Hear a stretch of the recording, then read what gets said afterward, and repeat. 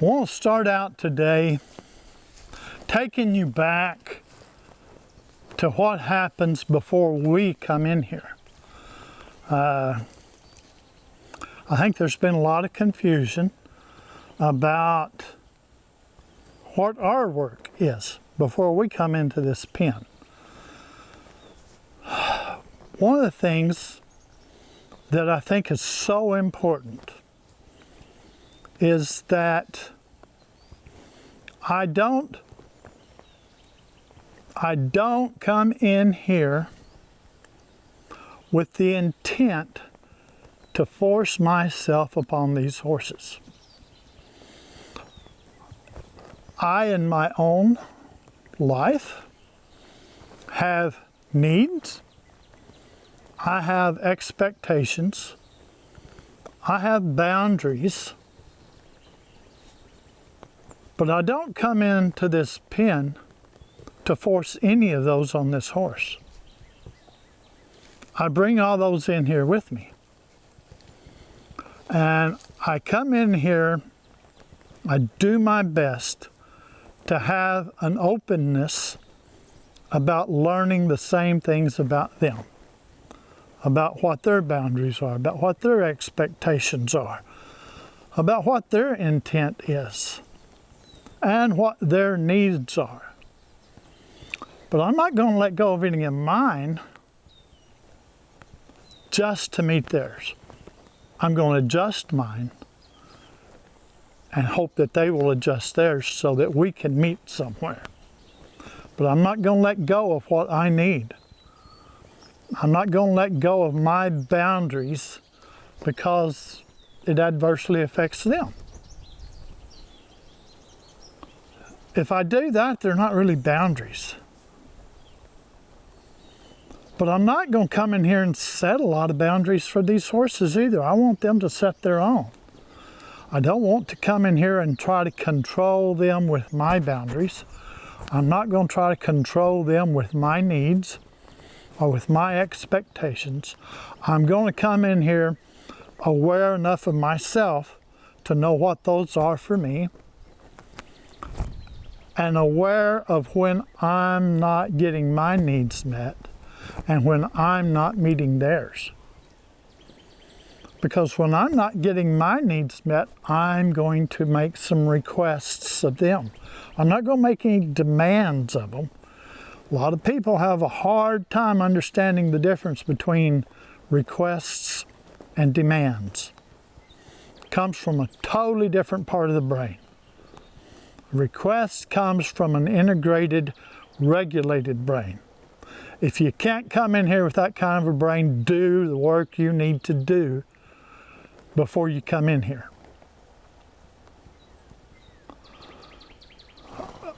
A demand comes from a survival part of my brain. It comes lower in the brain. I don't want to come in with a brain that's in survival. Now, I can't help where their brain's at when I come in, but I come in to help where their brain is at. If I can get them to have a regulated, integrated brain,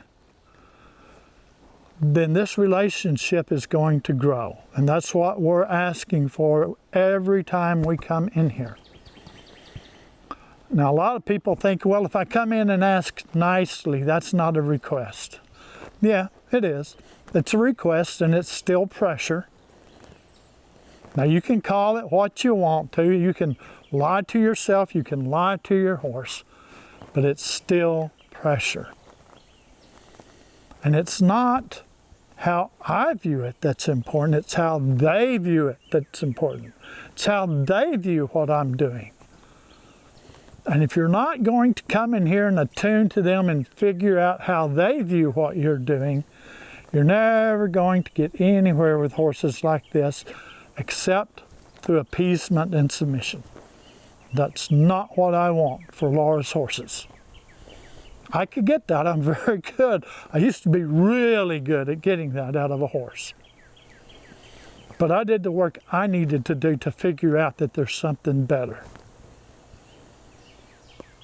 And if you haven't If you haven't done that work, then you've got some work to do before you can help the horses with that. And that's okay. That's not judgment, that's just the way life works. We all have these things that have impacted us through our life, and we can bring those in the pen with us and let them impact these horses too. Or we can deal with those instead of making the horse deal with them. So I don't want the horses to have to deal with my stuff. I want them to learn to deal with me, and I'm going to bring stuff with me. But if it's my stuff, I'm not going to force them to deal with it. I'm going to ask them to do what I do. I want you to recognize it and say, yeah, that's just Tim's stuff. And I can love Tim in spite of it. Because that's what I'm going to do for these horses. They've got stuff they came in here with too. And I'm going to recognize that's their stuff. And I'm going to love them in spite of it. And we're going to learn to love each other in spite of all the stuff we come in here with. At least that's my goal. And that's what I'm always going to be working toward. And for those of you out there that think pressure is always bad, I'm not going to convince you it's not.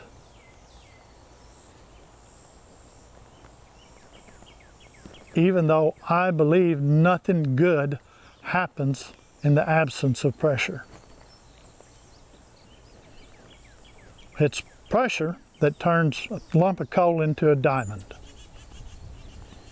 If you don't want any pressure, you can remain a lump of coal all your life. Or you can allow these horses to remain lumps of coal wandering around in that pasture. No good for anybody but themselves. But I don't think that's the way we were made. I don't think that's the way they were made. And I'm in here to help me find my full potential and help them find their full potential and help us find our full potential. And our potential will never be any greater than what mine is. If I can't get there, I can't take us there. If they can't get there, they can't take me there. So we're going to work on that together. And I absolutely mean together. We're not doing this separately. I am not going to come in here and take whatever relationship I get any more than I'm going to expect out of them. I expected that of horses for way too long in my life, where I expected them to just take whatever relationship I wanted to give them. And that usually ended up in some pretty horrible stuff. And I'm over that, but I'm not going to do it for them either, because if I do that for them, it's going to end up just the same side or a different side of the same card. And that's not what I'm after. So it looks really slow, what we're doing. It's not going to be that slow with every horse. As y'all that have been watching this have found out, it happens a whole lot quicker for Abilene than it does Annie. And that's okay. It's not my pace I'm worried about. It's our pace. I'm going to go at our pace. I'm not going to go at yours. I'm not going to go at mine, and I'm not going to go at theirs. I'm going to go at ours. And being open enough to figure out what our pace is work I've done for myself a long time before I came in this pen.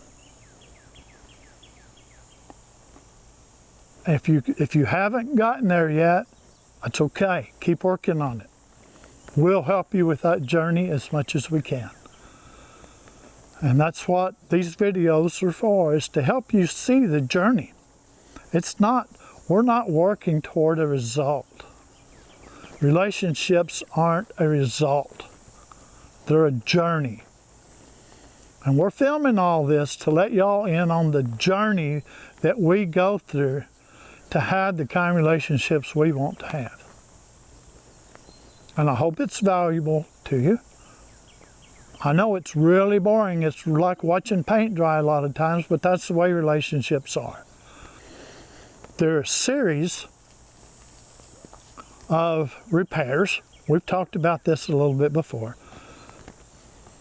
Perfection is impossible and not even desirable in a relationship. If I'm going to be perfect, then I'm going to expect you to be perfect. If I expect you to be perfect, I have to be willing to be perfect. And I've seen a lot of horse trainers who strive toward perfection. I never strive toward perfection. I strive for connection. And perfection and connection do not live together. Relationships are about being imperfect and being willing to repair when you are. And hopefully, we're getting these horses to the point where they're willing to do some repair when they do damage to our relationship. And a lot of people think, well, that's not possible to get a horse that way. Well, it's not if you're just going to control them. And if you're not going to come in this round pen and be absolutely perfect, you can't really expect that out of your horse. And the desire to be perfect does not allow for grace. Relationships take a lot of grace because of the imperfection. So I'm going to come in here and offer as much grace as I can to these horses. And I want them to get to the point where they can do that for me, because I'm not going to be perfect. Although most of you that really know me well probably think I am, but I'm really not. So for those of you who don't know me, that was a joke, okay? So we've got a situation today where Abilene has got a little small open wound on her shoulder. We don't know what caused it. Horses are masters at finding some way to injure themselves.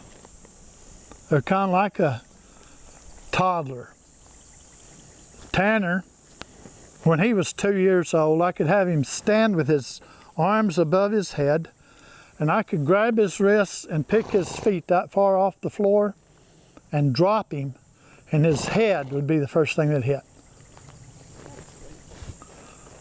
Because that's the way toddlers are. They're going to find some way to hurt themselves.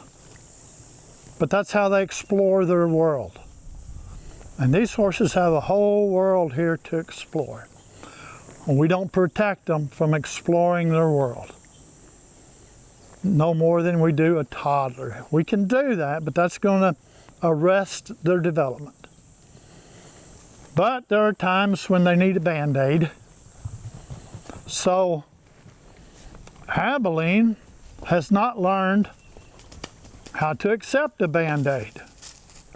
Now see, that's probably what caused this to start with. It's probably your fault. Stop that.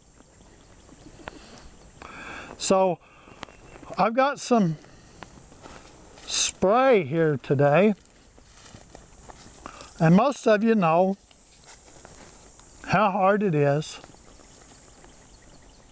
to get a horse to accept having something sprayed on them. And these horses who are not even real comfortable with touch yet, certainly not going to like being sprayed. But going to see if I can get her to let me do that. It may happen, it may not. This is one of the times that I come in here with a task I would like to get accomplished.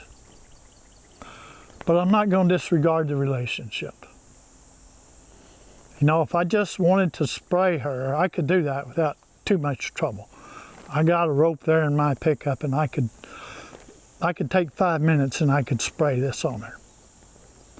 But that would do a lot of damage to our relationship. and I don't want to do that. It would teach her some things about a relationship that I really don't want her thinking that our relationship's going to be about. So I'm going to try to get her to let me introduce this spray to that little cut there on her shoulder. And first thing I want her to do is to get over worrying about this bottle. Although it's a herbal solution, she might ought to worry about it. I'm not good with herbs.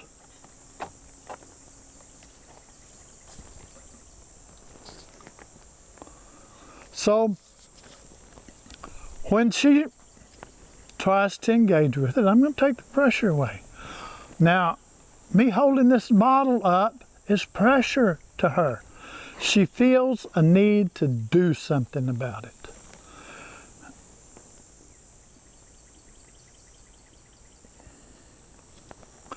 At times she recognized it, didn't feel a need to do anything about it. It's less pressure than it was before already.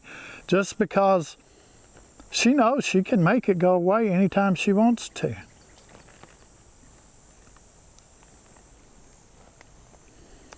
I'm going to let her explore it a little bit.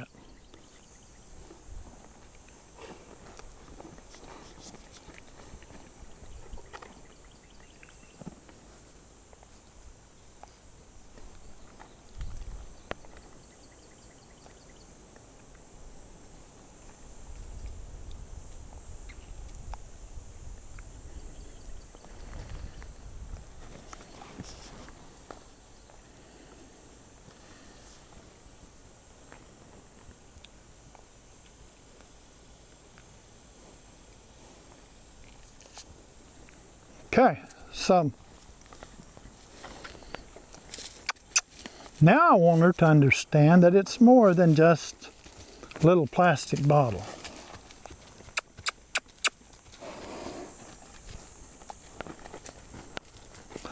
Because what's really going to freak her out is when this thing sprays. She has no framework for understanding that.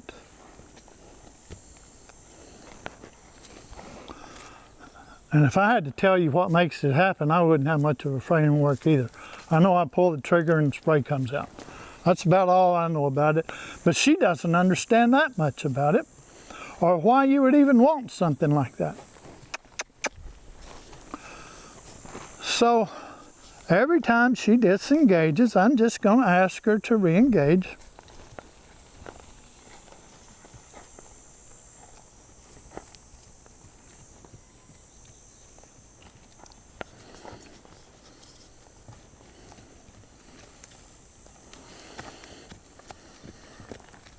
Okay, so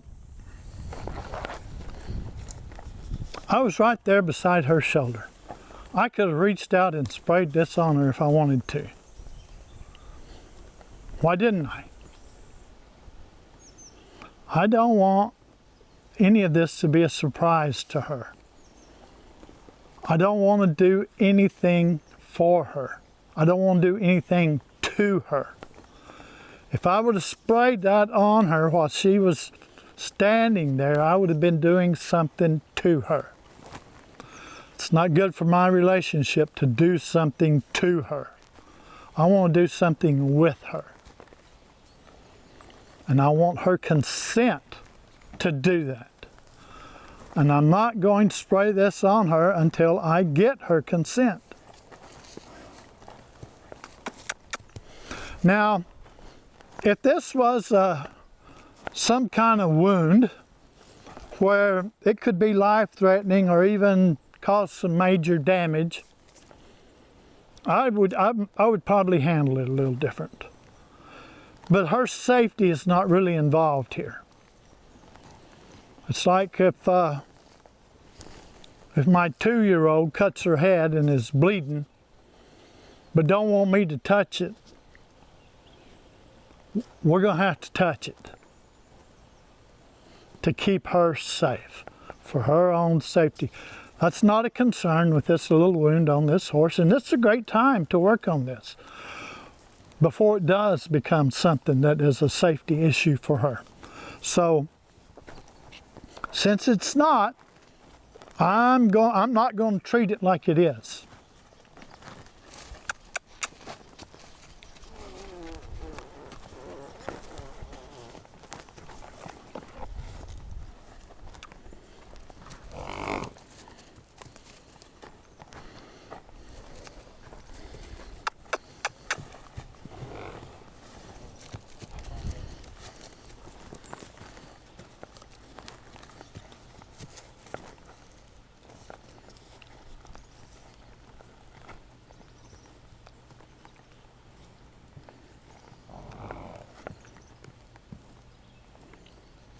There you go, girl.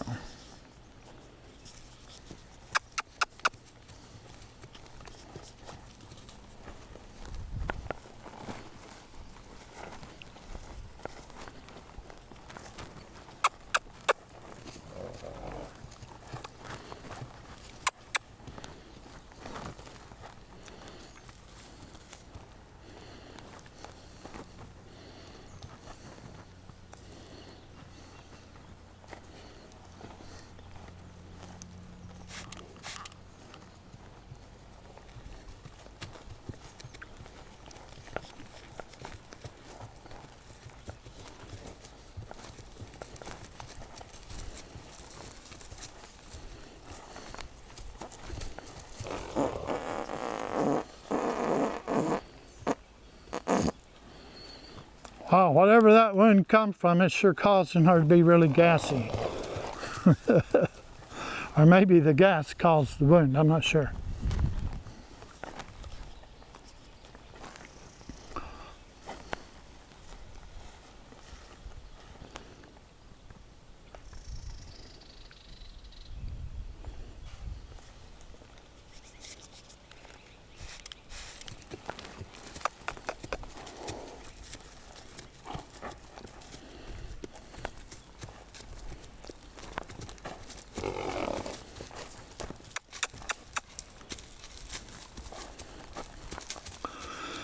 So normally I would start this process with a water bottle instead of this expensive spray. But I'm not the one who had to pay for the spray, so I'm not worried about it.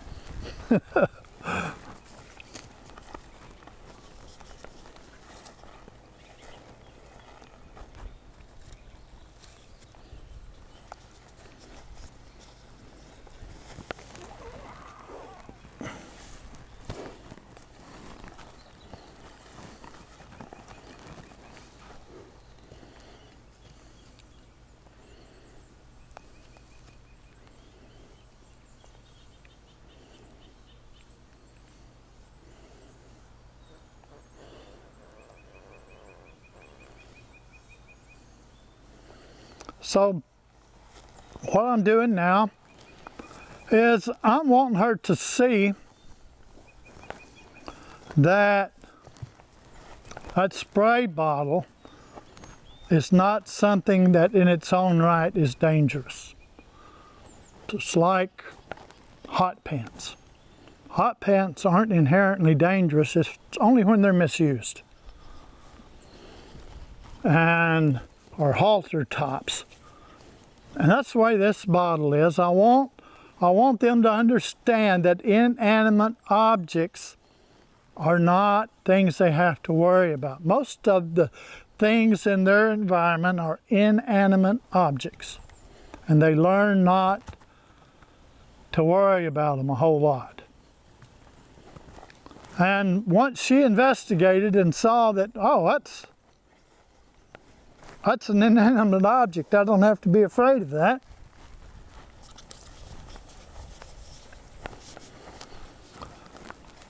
Only when Tim's got it.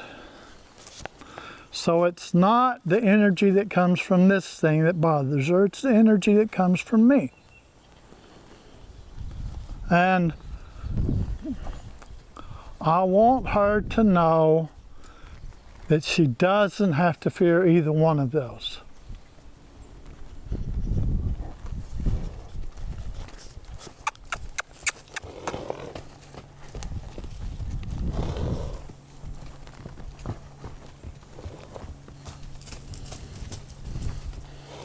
I know, Annie. The more I ignore you, the worse you get, huh? I'm sorry. I'm sorry. If you'll cut your shoulder, I'll worry about you too, okay?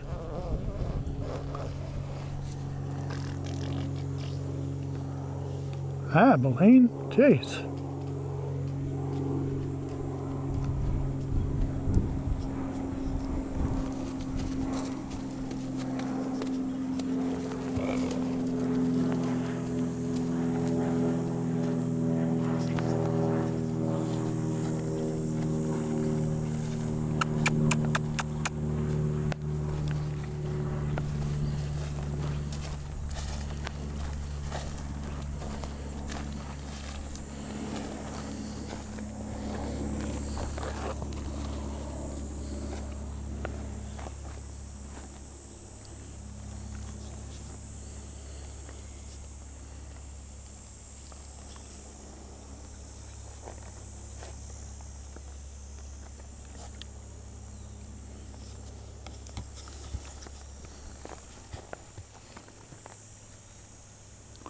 Yep, that's the same one that was on the ground. Still kind of got that alcohol smell to it.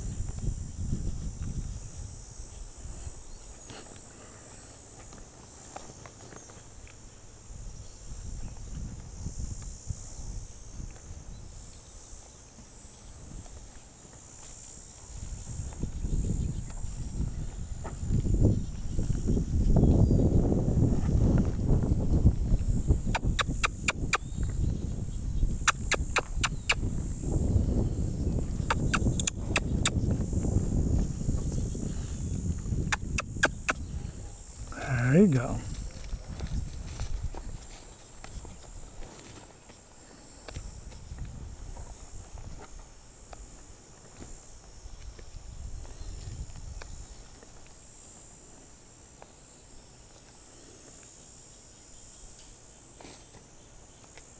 There you go.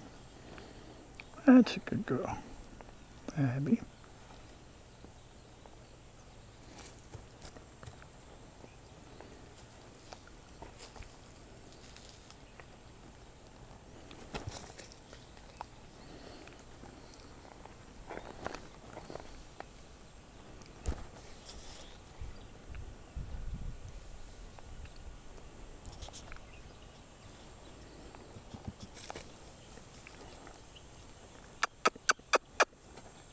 There you go. Oh, thanks for changing your mind.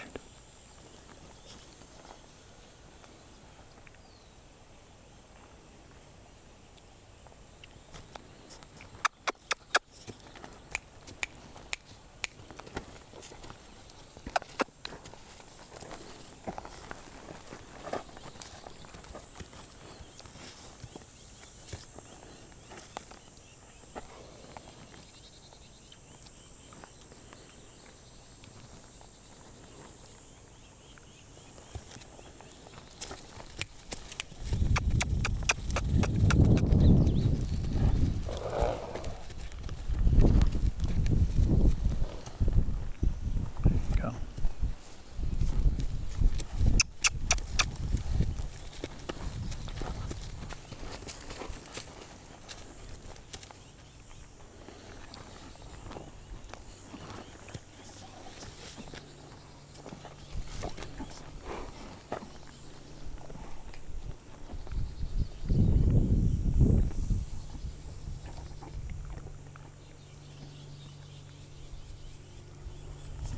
That's better.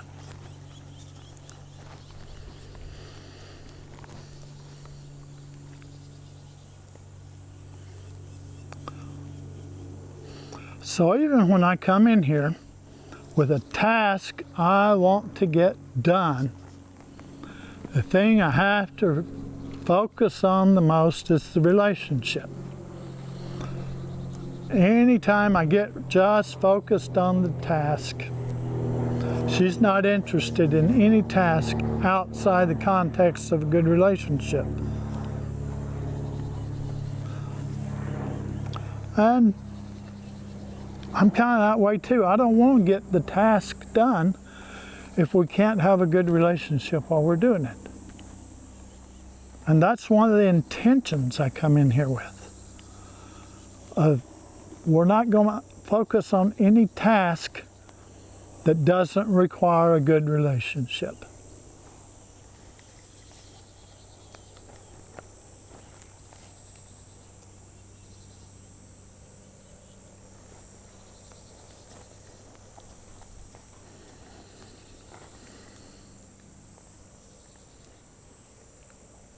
There you go, girl.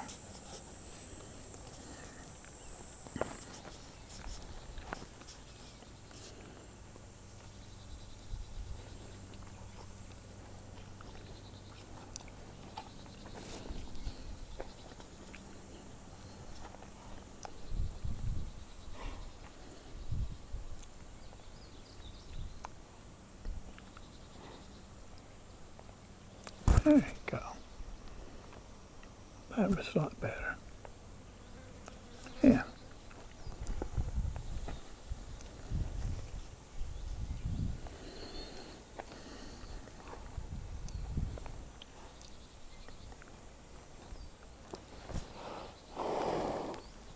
Yeah. That's a good girl.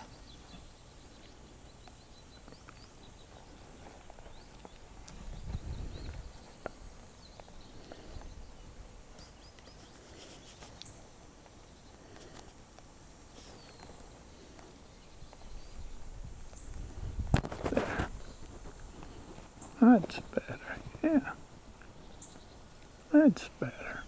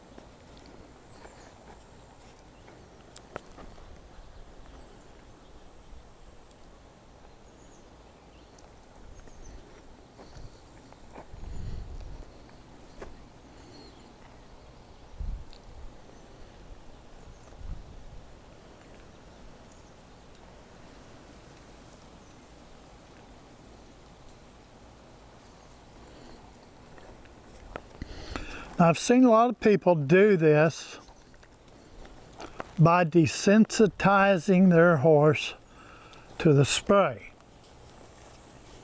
I don't want my horse to be desensitized to the spray.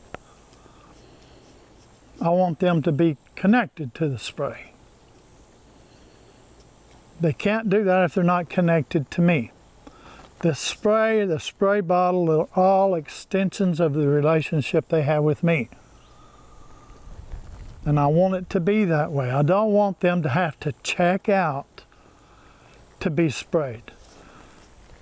Otherwise, I have to make them check out every time I want to spray them with something. And I don't want to have to do that. I want them to stay engaged. I want them to stay aware of what's going on and be okay with it because they have found the safety in the relationship that they trust.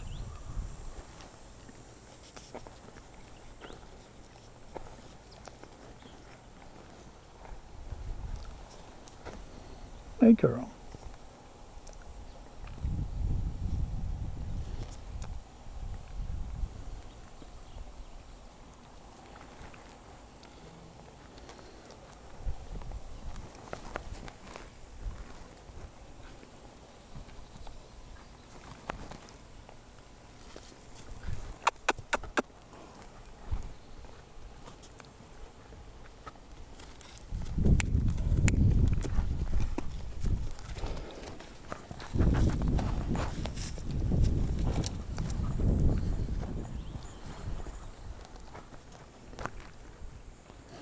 She still gets a little dysregulated at the thought of being touched.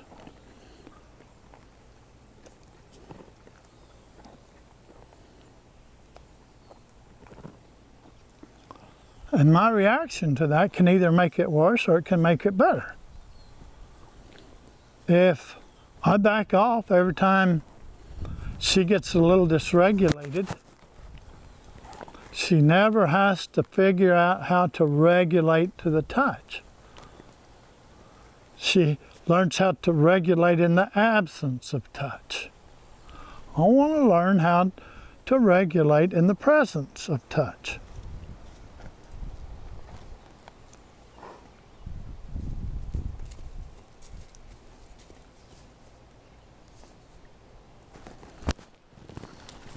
Oh yeah, you touched me that time, didn't you?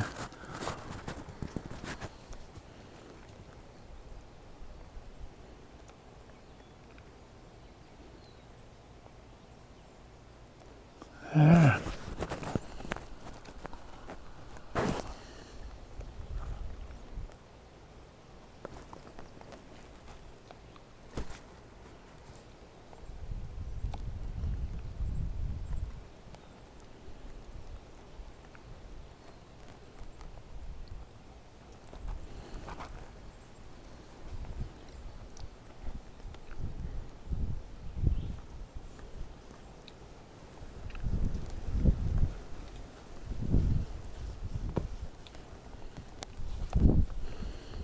So while I'm sitting here touching her, the last thing I want to see happen is for her to just check out.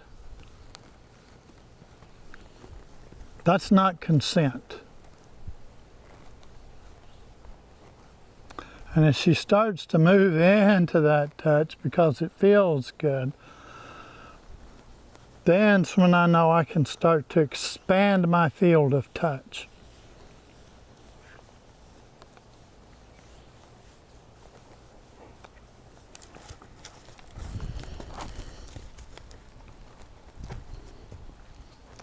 Yeah, if you walk away, I have to quit touching you.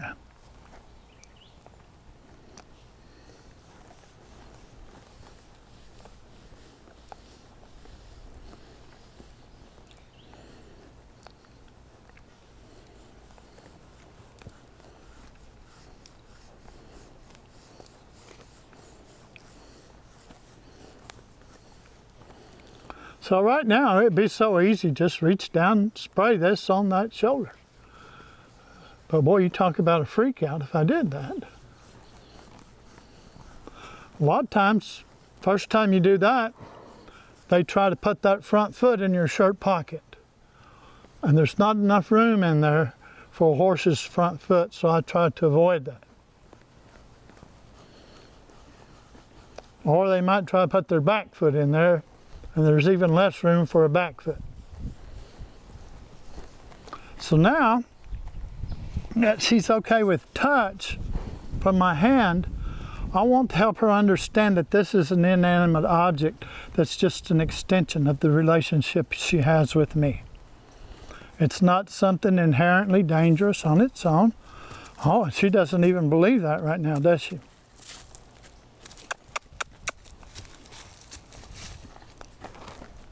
Come on.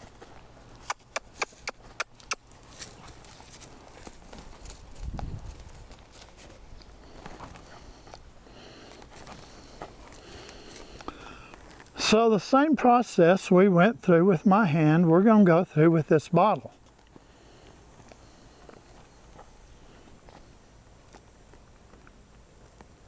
There you go. So as she moves toward it and says, I would like to touch that,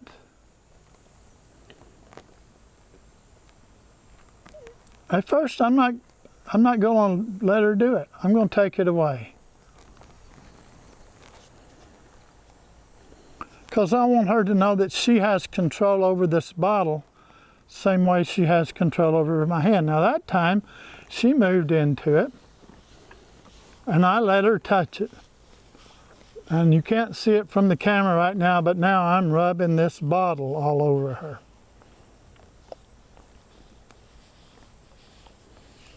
Now, do you think she can tell the difference in the way that bottle feels with this liquid in it moving around and my hand? Of course she can.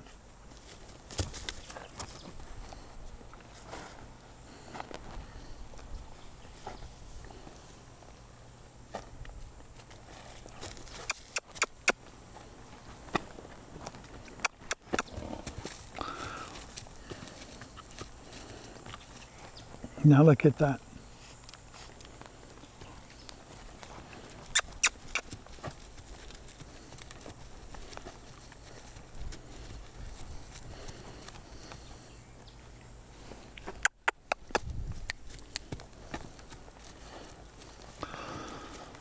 So I want to let her see that something's going to spray out of that thing. And she's not real comfortable with that. Like I said, she has no framework for that. Not a lot of places in nature where a mist sprays out of something at you. Unpredictably. Yeah. So I want to help her have a framework for that. Now I spray it, and a little of it blows on her. She can feel that there's something out there.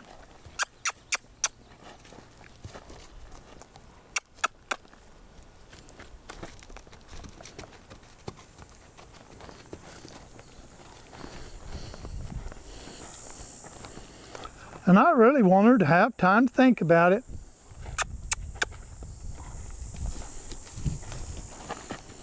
You know, it's like us. If we find something we're afraid of and we stop and think about it for a little bit, we find there's nothing to be afraid of.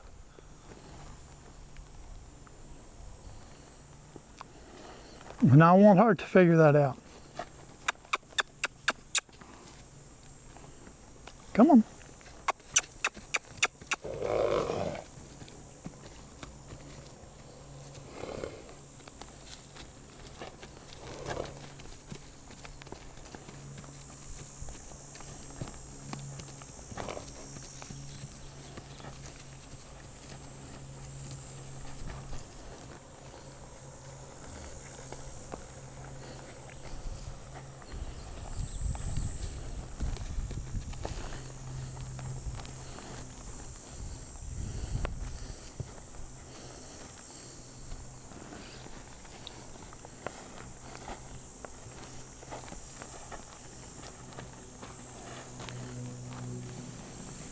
You know, one thing comes to mind.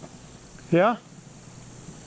It's unpredictable because the fear she has right now of this keeps her from being able to attune to what makes it predictable. If she really attunes to you, she can see when you're about to pull that trigger and when that spray is going to come out. Yeah. And then it becomes predictable, and that's when she starts to become okay with it. Yeah.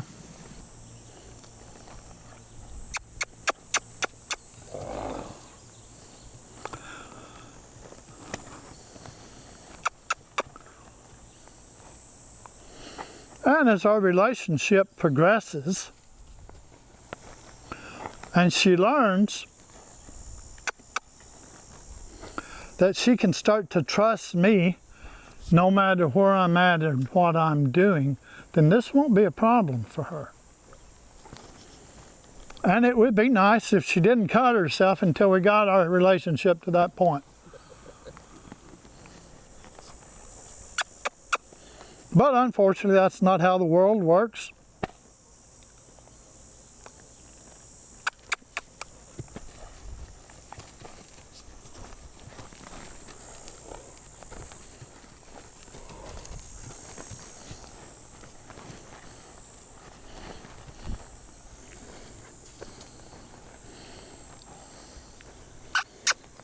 No, let's don't try that submission stuff. If you're not a submitter, don't even go there.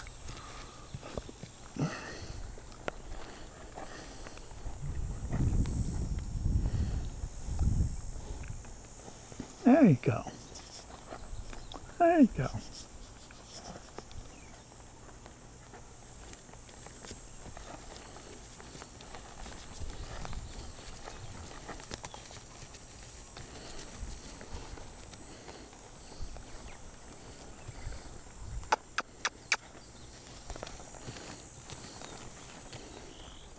So, I'm using the bottle a little bit to put pressure on her, but I want her to understand that's still not coming from the bottle.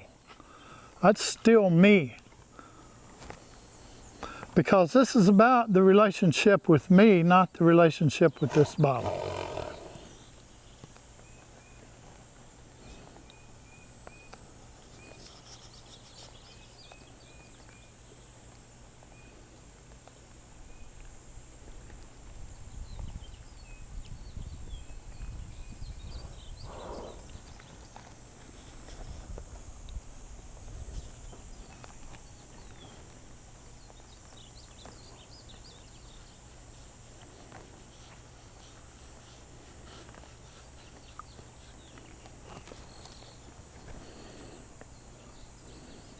So that time, it was starting to get a little too much for her, so I quit just before she had to do something about it. Because I wanted her to be able to come back and relax.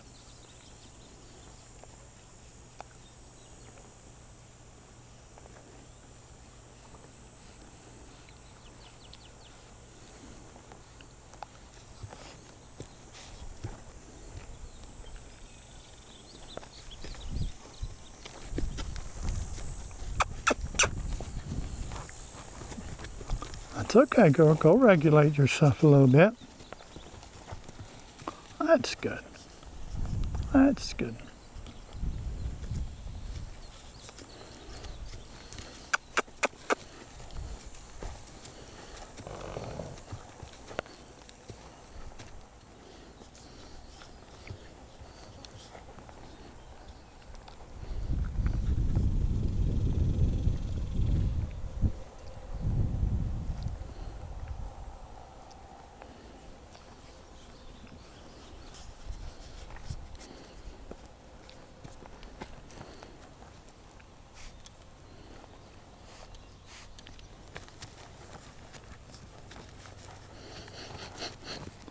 Man, that's got a lot of alcohol in it. I may take a swig of this here in a minute. Just probably not that kind of alcohol though, is it?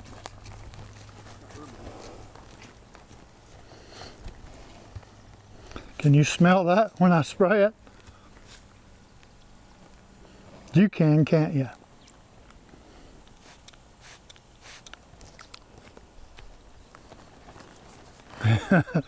Yeah.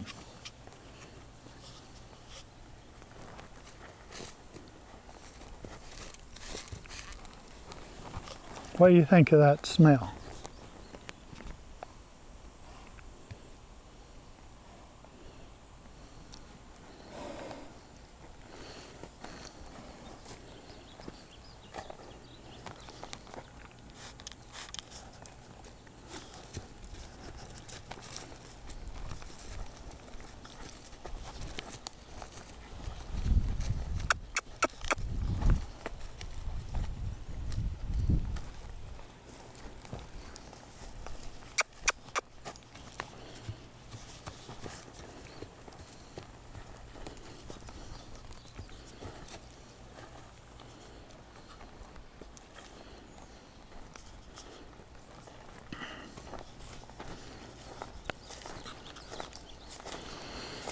Okay, let's put the spray down for a minute.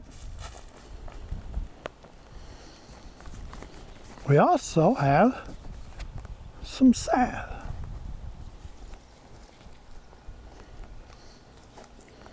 That could be just as intimidating to her.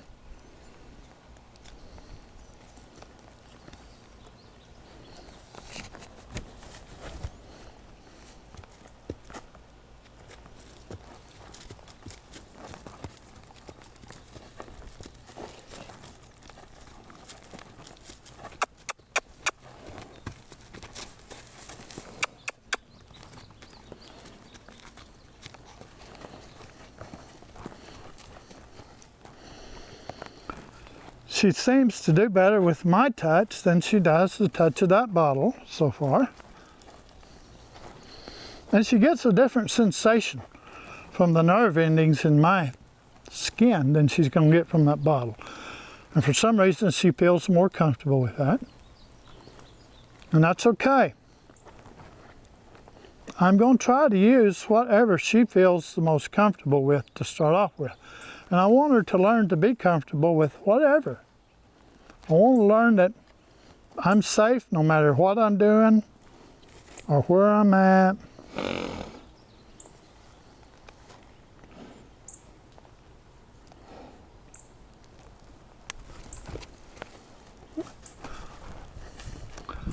I know, I got a little salve on you that time, didn't I? That's okay, I want you to understand that that didn't do anything to you. Yeah.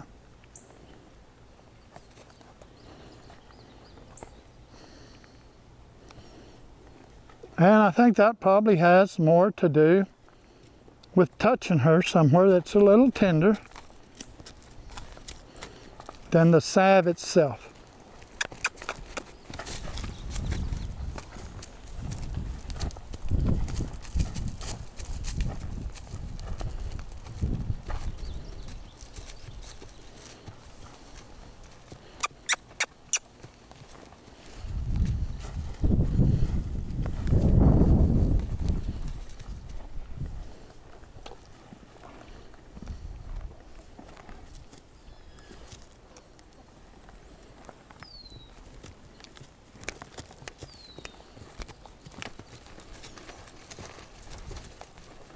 So let me explain to you what happened. She's okay with me touching her there. Wasn't touching the wound, touching all around it without touching it. When she reacted was because I swooped my finger in there and rubbed that salve on that wound. And she got to say, I don't feel comfortable with that, I want to move. And I said, okay. If I'd have said, no, you can't move, stand there and take this, that would have been damaging to our relationship.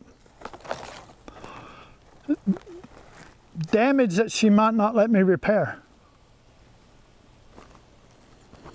This was a little bit of damage because I touched her somewhere she didn't want to be touched.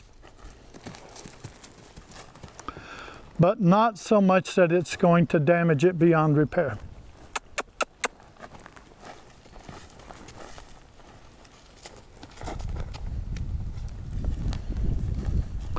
Hopefully she's still going to trust me to be able to touch her. Although she's still not sure about it.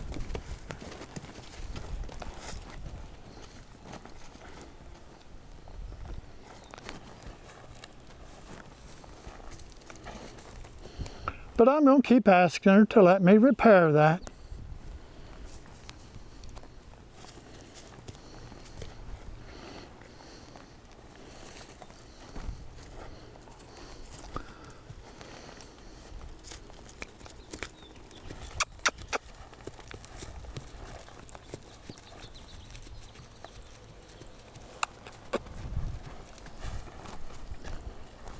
Oh, yeah, I know.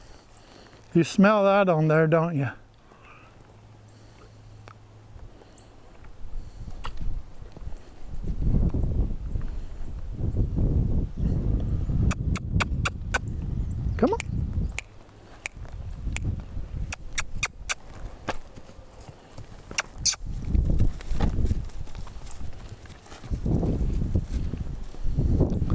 Is that ointment tingling a little? You can feel that?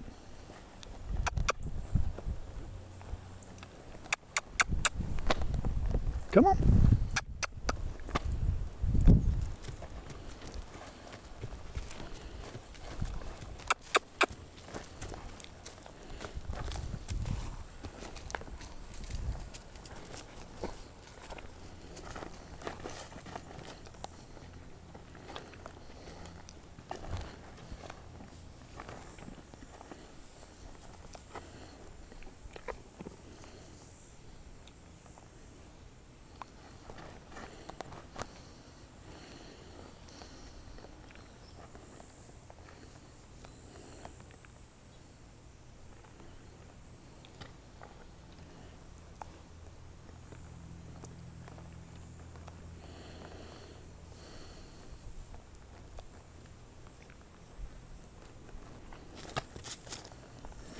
I know.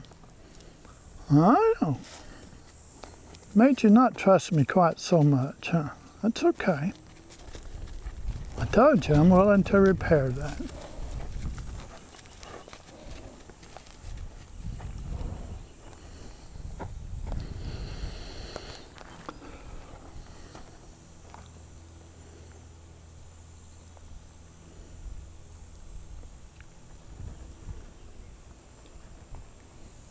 Yeah.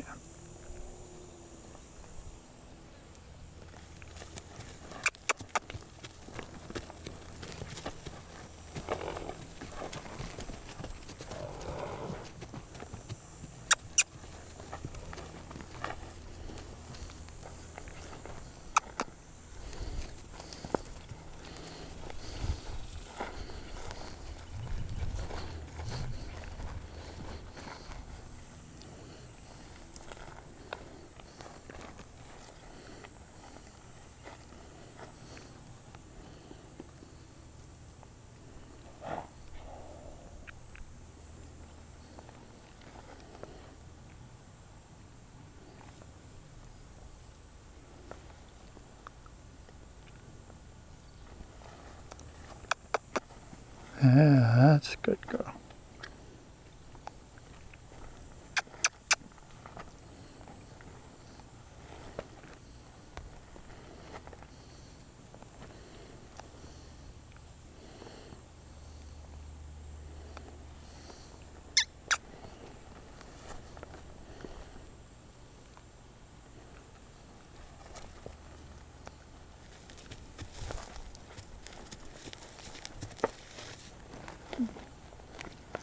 There you go, girl.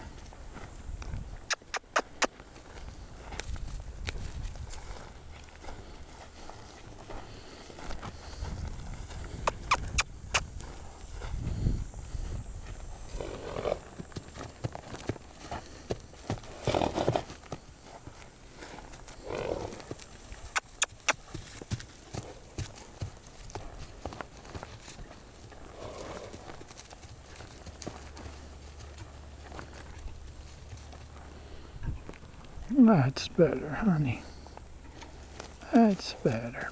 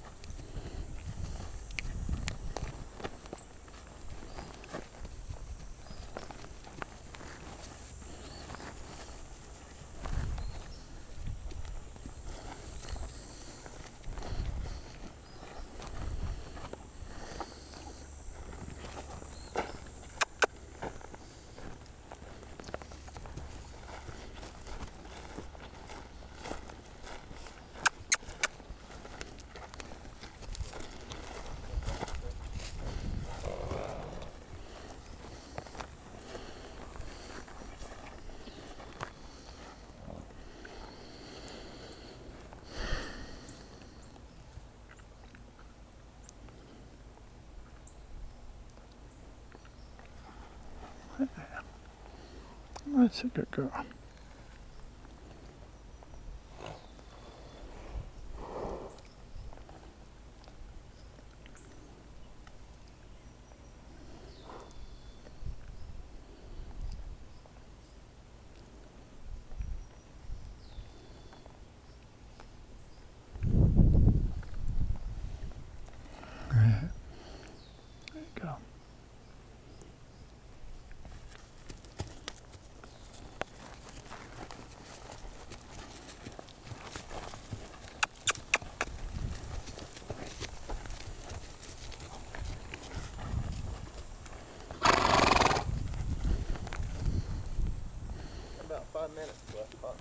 Okay.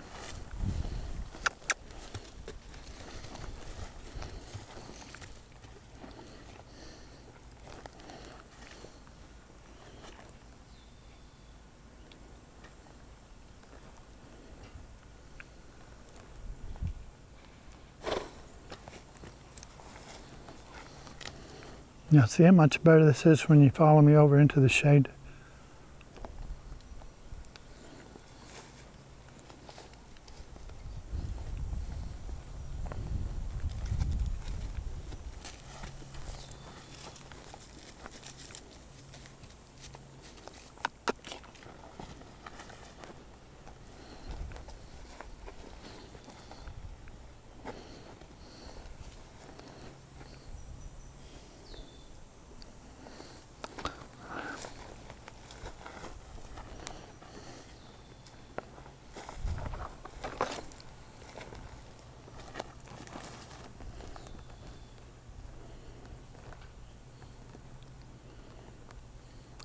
So something that